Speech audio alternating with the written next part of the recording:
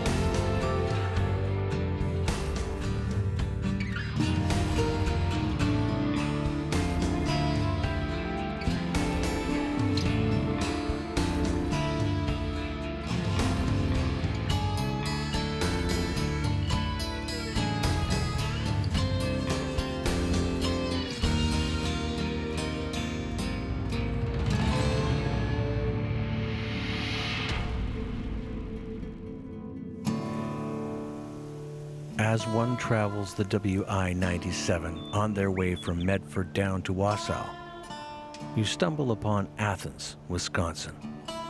It's the kind of place where the American dream is born. Visitors might stop by a local cafe for a coffee with friends, or maybe one's in town for their 116-year-old fair to hit up the Midway that takes place in August. Known for being a quiet town, perfect for raising a family, and a killer ball team, there's an event that mars the pristine streets.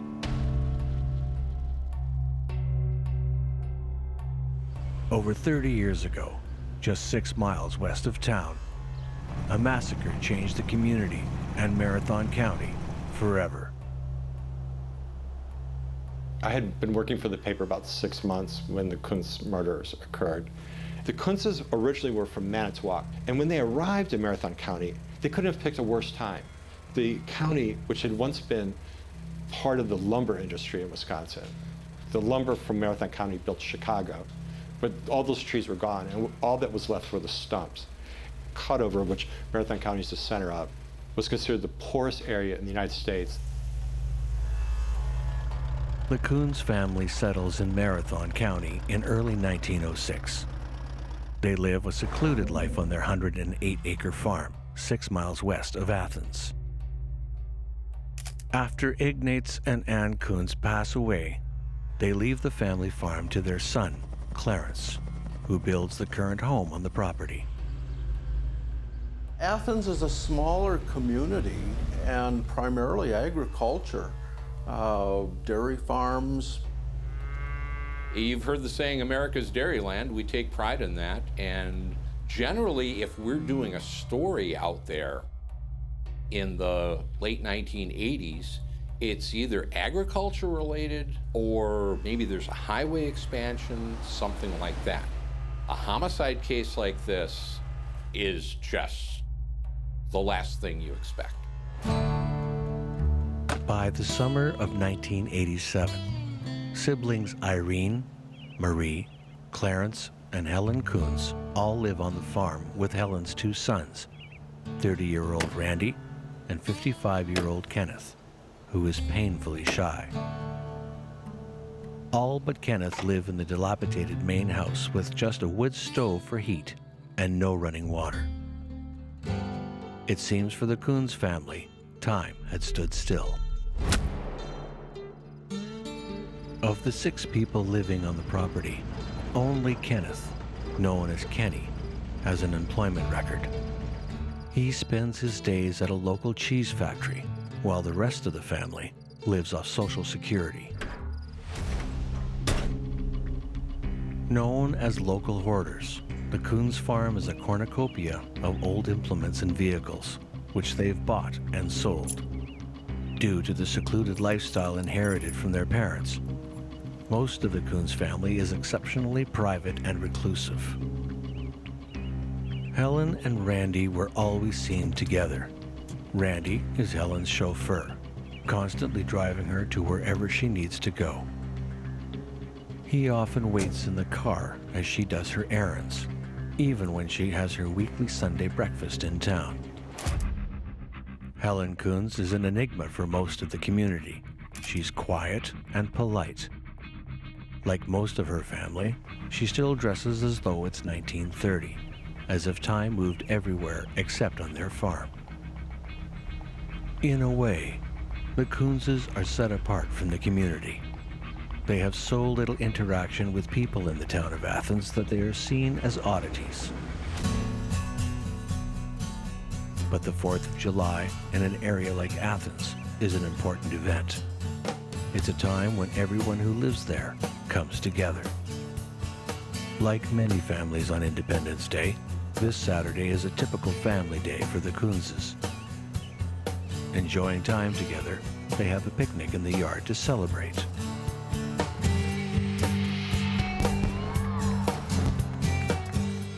Helen and Randy are in Athens, the town miles from their home. Taking in the celebrations as they ring in the 4th of July.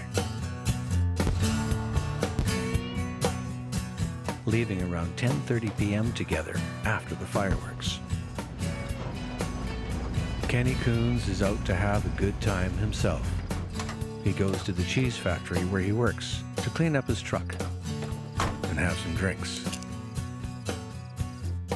At some point that night, Kenny buys fireworks, a common occurrence on the 4th of July. Kenny has a lot of cash on him, but where does it come from? Some believe he's selling drugs for his younger brother, Randy, who a witness says is a drug dealer in the area. The hidden secret with rural Wisconsin is that drug use is spreading from the major communities, from the major cities.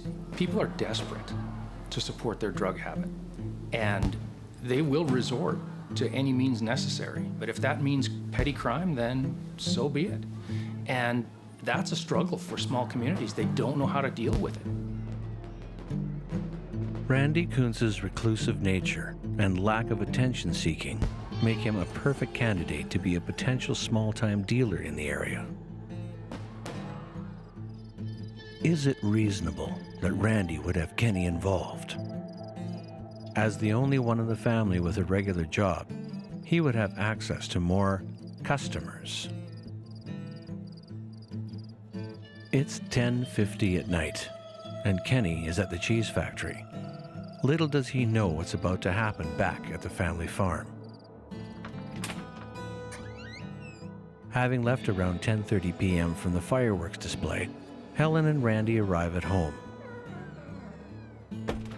At some time between 10:30 and 11 p.m., Irene dozes while watching TV in the living room. Clarence is asleep in the bed that's in the room, having gone down for the night at 8 p.m. But someone has sinister plans for the Kunz family. What happened at the Kunz farm that hot July night?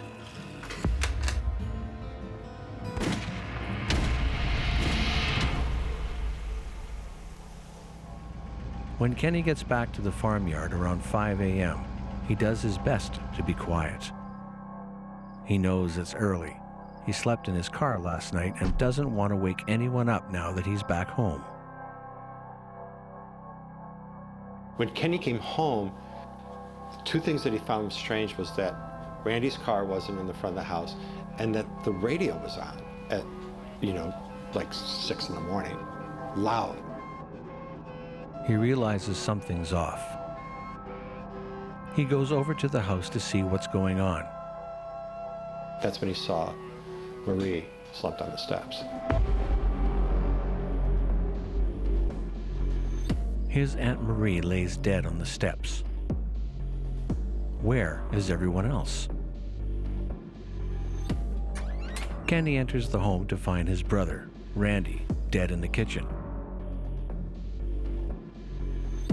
As he looks around, the terrifying events are revealed. His uncle Clarence is dead too. The gravity of the situation starts to take hold. His attention then turns to his mother, Helen, who is missing. Where is she? Is she in the house? Is she outside? But Helen is nowhere to be seen. Athens, Wisconsin. Population 1105. Known for its 116-year-old town fair and being a quiet town perfect for raising a family, its surrounding agriculture sprawls out across the countryside. In a small area known as Bern, just 6 miles from Athens, lies the Kunz family farm. Here, the fields turn to dense forest cover. It's in this very place that a horrendous crime is committed. Kenneth Kunz has just made a startling discovery. 4 members of his family are dead, and his 70-year-old mother, Helen, is missing.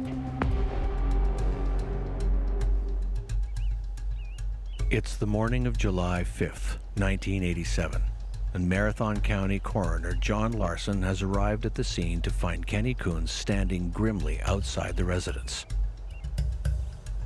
Nothing could prepare him for what he would discover inside. I was the Marathon County Coroner at the time of the Kunz case. This would have been a very unusual occurrence. I don't know that there had been any homicides or any kind of major crime in Athens for many years. When I arrived on scene and I went to the house, just inside that back porch door was the body of Marie Kunz. She had a apparent gunshot wound. As a former medical examiner investigator, if I was to come across a scene that had multiple victims and I was advised of that, that would be the first red flag, because that usually is something that's usually always of a suspicious nature. So I would automatically ask the police department that I am working with to secure that scene, so that way we preserve all of the evidence that is within that scene. No one contaminates it, so that we can get a very clear picture after going through with the forensic identification team to make a determination of what actually has occurred at this scene. Randy's body shows signs of a struggle, and the door shows no sign of a forced entry. This leads authorities to think that the perpetrator is known to the Kunzes, or they were at least let in willingly. Randy Kunz is lying in the kitchen, and we were concerned with Randy because he had a wound close to the middle of his forehead that was kind of a somewhat gaping wound, and we weren't sure initially if that was a wound from some type of a sharp instrument, possibly a hatchet. He had some blunt force trauma to his head, so not only was he shot, but he was struck with an instrument. Evidence, that's where you have that wording called chain of custody.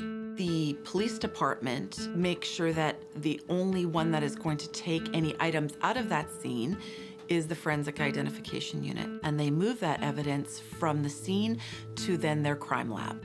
We also do that with the body. We take that body to the morgue with police presence and lock them up, and again, we have all preservation of evidence until an autopsy is performed. The wound on Randy's head actually turned out to be a graze or a gutter wound, where the bullet actually went through the skin and just grazed it. And we were able to identify that that was actually a bullet wound at autopsy.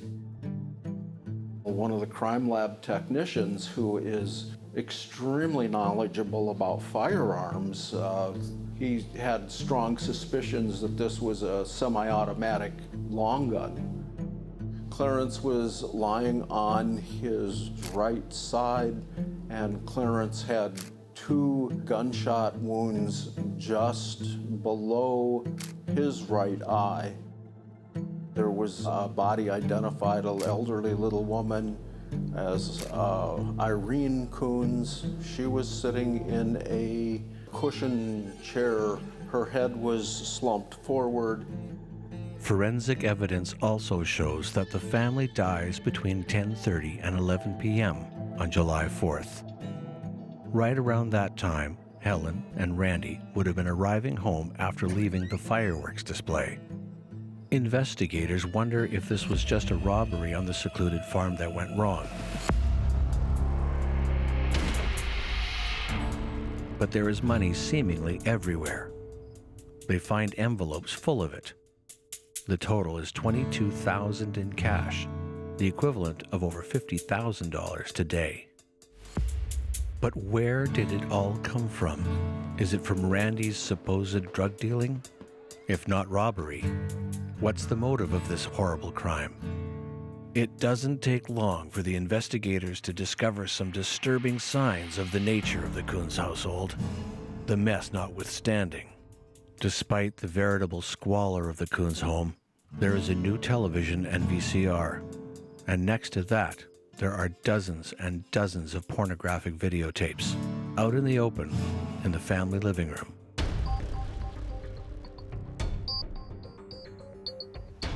The bodies were each placed in a body bag. At that time, the sheriff's department, they had a pickup truck that had a cap or a topper on it. It's a little embarrassing now to think that we're transporting bodies in a pickup truck. It's not a great deal of dignity, but it's what we had, and those were the resources that we had at the time.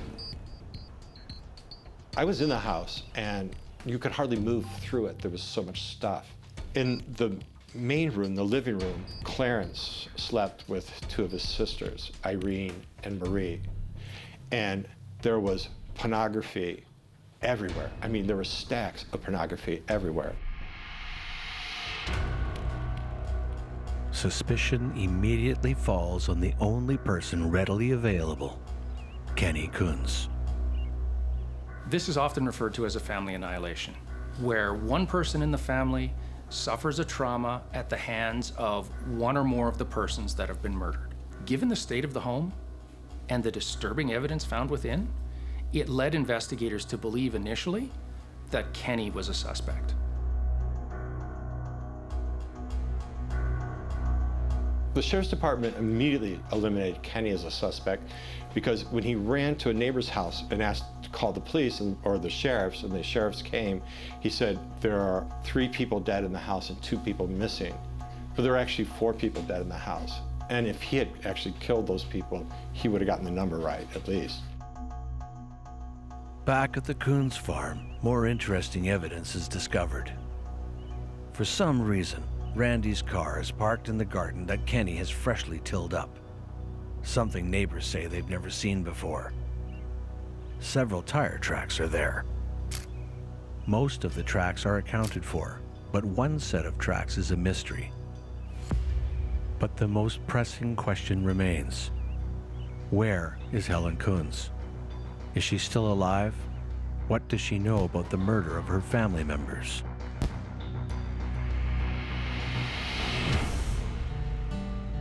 Athens, Wisconsin's motto is, a friendly town that bands together. When news that Helen Kunz has disappeared and the rest of the family has been murdered, they do just that. Community members mount a search of the 108-acre Kunz farm. They search through the outbuildings and acres of heavily wooded land.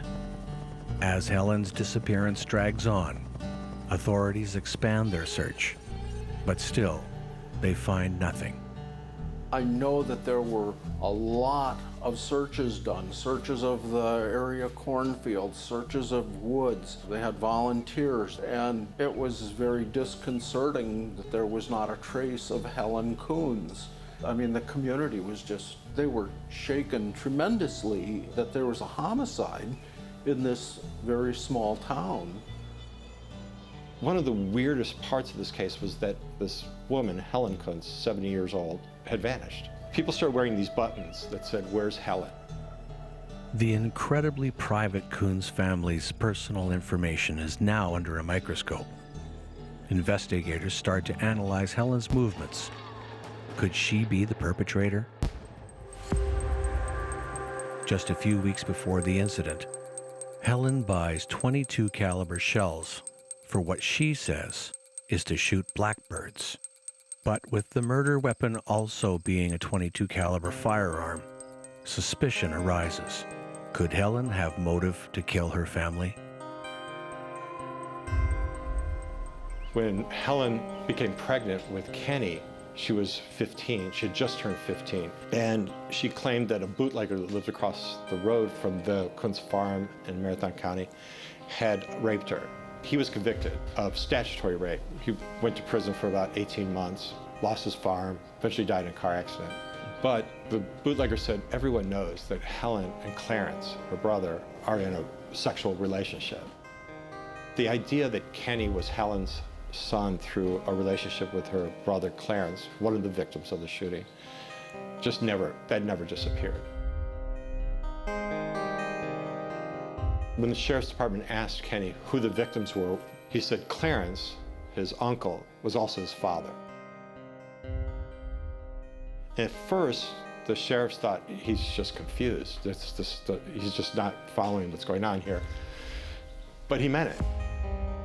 There were other reasons to suspect that Helen might have been angry. An Associated Press reporter was interviewing someone that ran the hardware store in Athens. And the person there said, how are you doing? She said, I'm just so angry.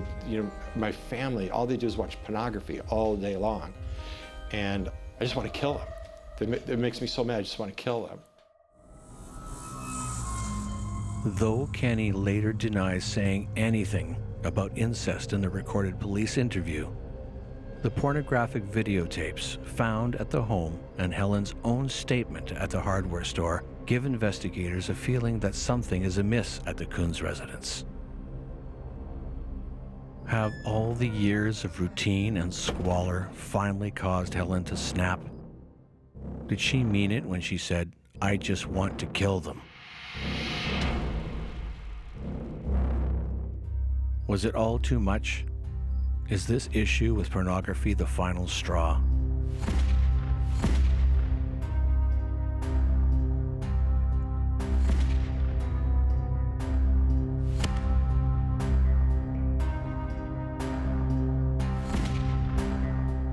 Did she just grab some money as quickly as she could, knowing Kenny was coming home soon and needed to get out of there?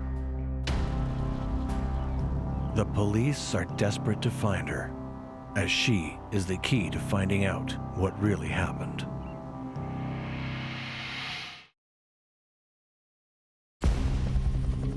Four members of the Kunz family have been murdered, and 70-year-old Helen Kunz is missing.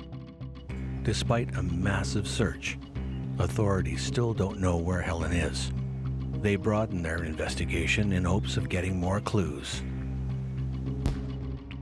Authorities have heard rumors about Randy's drug dealing. Could this have something to do with what happened? As an investigator, it's a very humbling experience when you have a crime scene with very little evidence and everyone's looking at you, everyone's looking for answers. There's all kinds of pressure that's put upon you by the media and by the community. When you have no clues and you have no suspects, this is when the real hard police work begins. Because you know somewhere, someone has to know something. Months go by, and Helen is still missing. Recently, a young man has bought a car off the Kunzes. Chris Jacobs III. Perhaps he knows something that could give the investigators a better understanding of the Kunz's world. Maybe he saw something or noticed someone else at their farm that could be a clue. He was a young man, a farmer from across the county line in Taylor County, rural Medford. Chris Jacobs was arrested for stealing a car, and he had chopped the car and dumped the parts in a marsh not too far from his house. And he was just a troublemaker. Police are hoping Chris can provide some insight into the Kunzes due to his dealings with them, but he can't offer any new information, so he's released. In addition to this, a neighbor gives a telling report that may provide investigators with the answers they need. When driving home on July 4th, 1987, local neighbor Alice goes down the road near the Kunz farm. She spots what appears to be a car waiting near the entrance of the Kunz farm, but is met with the glare of a spotlight. Curiously, the car follows her until she is well past the Kunz farm. But will her tale equate to an arrest? Without seeing who the driver is, what does this tell authorities? March 1988. Spring has just hit Wisconsin, and two boys are out to enjoy a little fishing. An ominous odor catches their senses, leading them to a haunting discovery.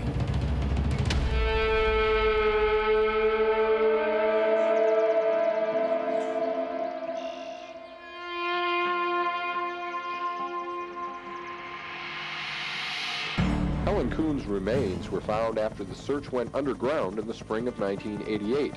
Now the final victim had been found, but what exactly did that mean? We now have a fifth confirmed victim, but we may not be a whole lot closer to getting this case charged and into court.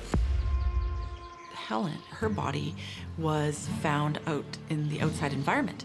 So we have things such as Mother Nature with the hot sunshine and wind, and she was also in water. So many months later, it would have been very difficult to do a visual recognition of her body. As an investigator, the most important thing in terms of suspecting that that would have been Helen is to do a positive identification.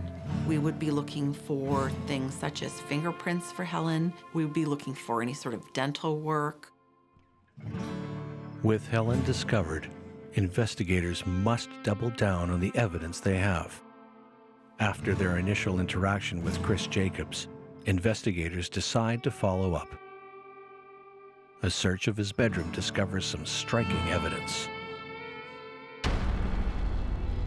The shell casings had interesting evidence because you have the firing pin mark, which is like a fingerprint of a weapon. On each and every spent shell casing, that's extremely identifiable, along with the breech marks.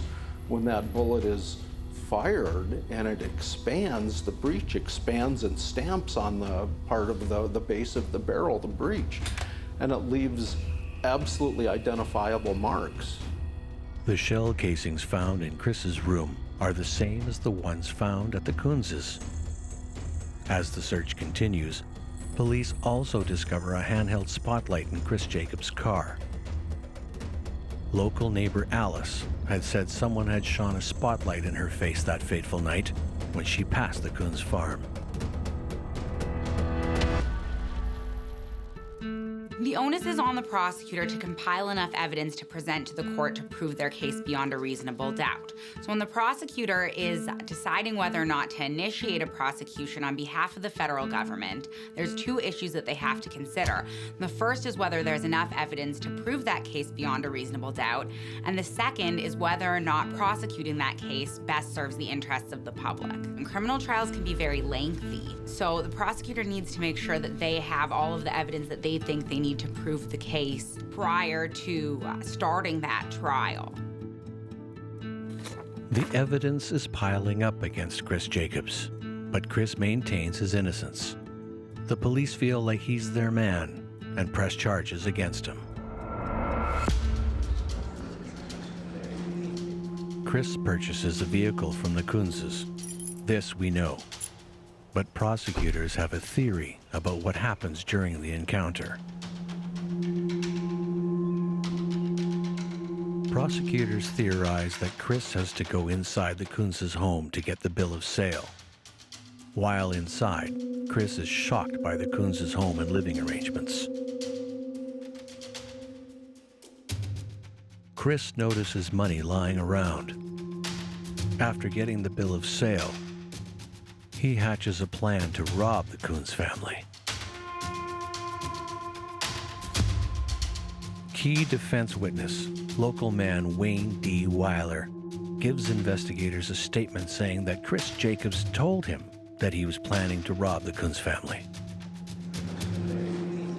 Investigators contend that Chris and one or two other unnamed individuals sneak onto the Kunz family farm and brutally murder the Kunz family. The men gain entry to the house and demand the money that Chris saw. Something startles the men, and things go wrong.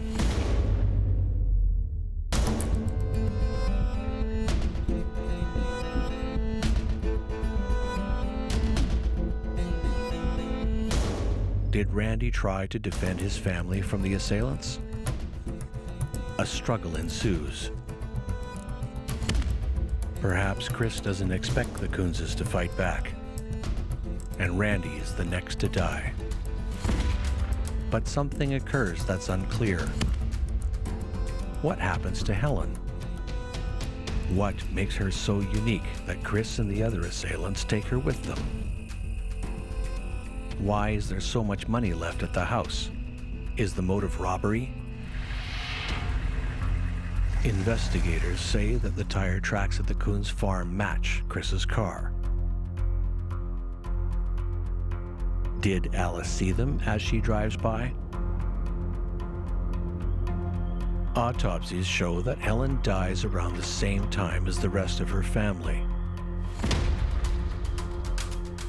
Her body is dumped 19 miles away in the Taylor County muskeg.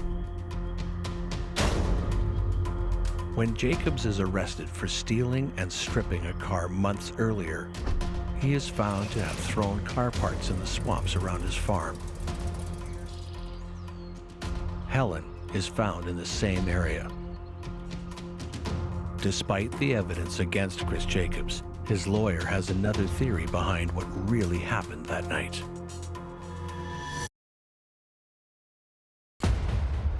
The Kunz family is killed on their farm during what might be a botched robbery attempt.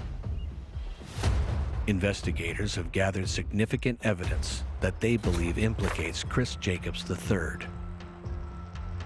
The defense must debunk these allegations if they hope to get Chris acquitted. Shell casings found in Chris Jacobs' room match the ones found at the Kunz farm.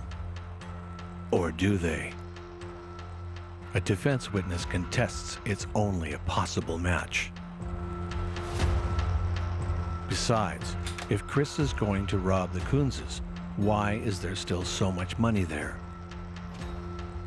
Chris's lawyer is also doubtful that he can be linked to the case by such flimsy and circumstantial evidence.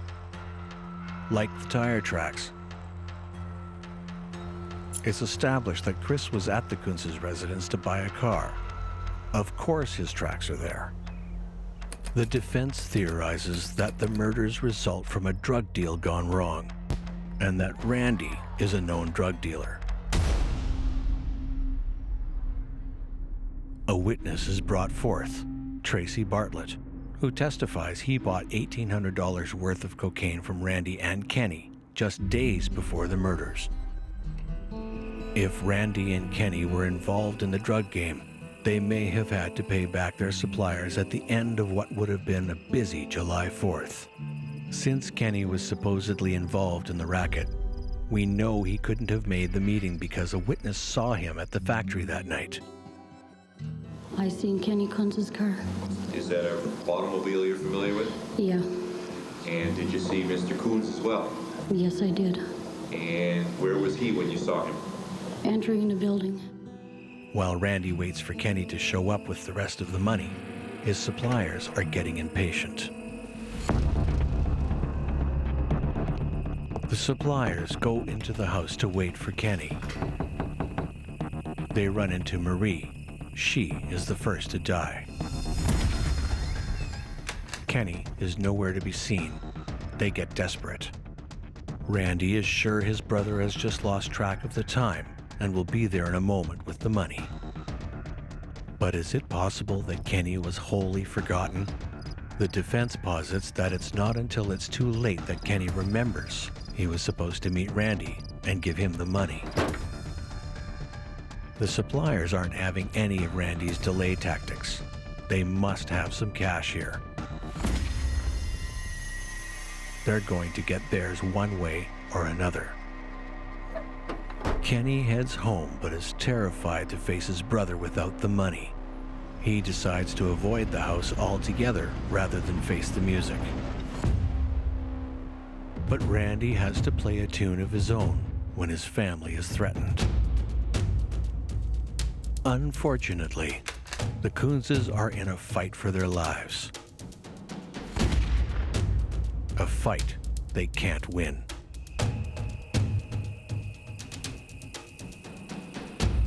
But why did they take Helen to another location to dump her body?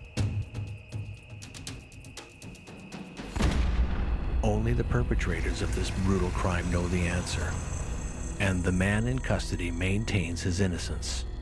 The defense's theories are put to the test, and many are crumbling.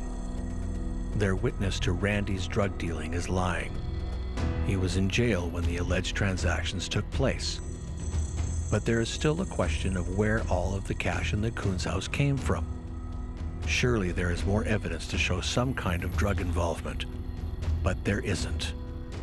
We didn't find any drug paraphernalia, scales, needles, drugs themselves, no marijuana, cocaine, packaging material, nothing like that. The trial was on circumstantial evidence, certainly, but it was pretty heavy circumstantial evidence, in my opinion. To say that he absolutely pulled the trigger, I don't know that anybody can say that. The prosecutors are confident that they've made their case. The defense hopes that they're able to show that Chris is innocent, as Chris Jacobs III's mother testifies he was helping her birth a calf at 11 p.m. that night. As count number 5, not guilty of murder in the first degree or felony. Chris Jacobs III is found not guilty. So at the end of this trial, the jury concludes that Chris Jacobs is not guilty beyond a reasonable doubt, and really that's due to a lack of hard evidence tying him directly to the offense. In this situation, the evidence that's presented to the jury is largely circumstantial in nature, and unfortunately the jury does not find that compelling enough to render a conviction.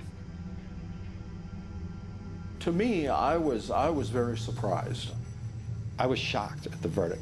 It made no sense to me. And I remember typing out the story that my hands were actually trembling as I was typing the story because it was just so disturbing. I felt like this family had been slaughtered, and because of their strangeness, the jury decided to give this kid the benefit of the doubt. We don't know what happened. And really, are we gonna send a kid to jail for the rest of his life? Let's give him the benefit of the doubt. Authorities have run out of options. They're confident that the evidence points towards Chris Jacobs III, but the jury doesn't agree with them. They'll have to go back to the evidence to see if they can find a break in the case. 2 years pass with nothing new, until a chance arrest and a story give police a startling clue.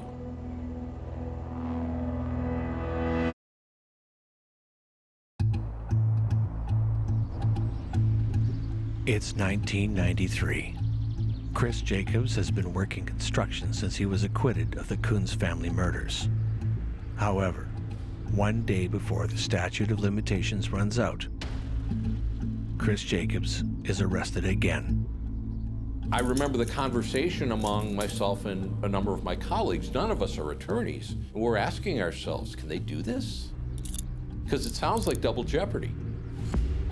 Double jeopardy is a clause in the Fifth Amendment of the United States Constitution that prohibits anyone from being tried twice for the same crime. It states that no person shall be subject for the same offense to be twice put in jeopardy of life or limb. Prosecutors maintain that Chris Jacobs is not being charged twice for the same crime.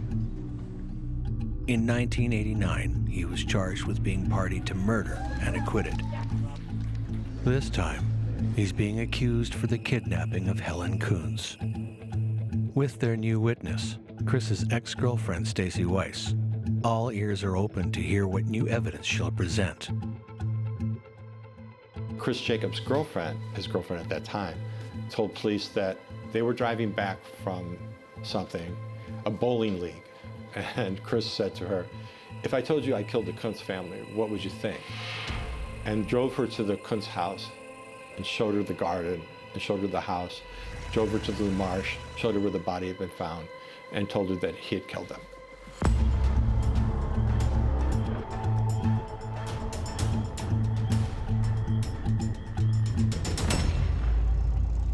And had killed Helen there.